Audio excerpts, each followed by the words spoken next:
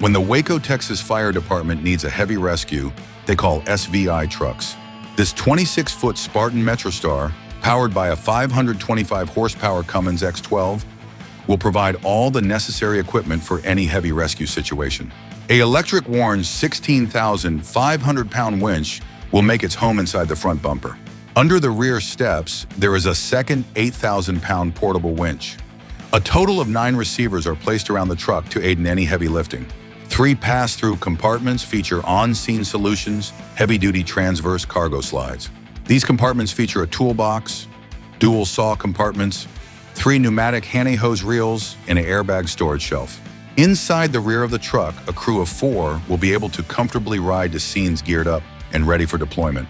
The rear area has ample storage and will easily carry any extra gear needed to get the job done. Underneath the bench seats is a compartment built for 2 ladders. With all these features, Waco can be at ease knowing they will have the tools they need to keep their community safe.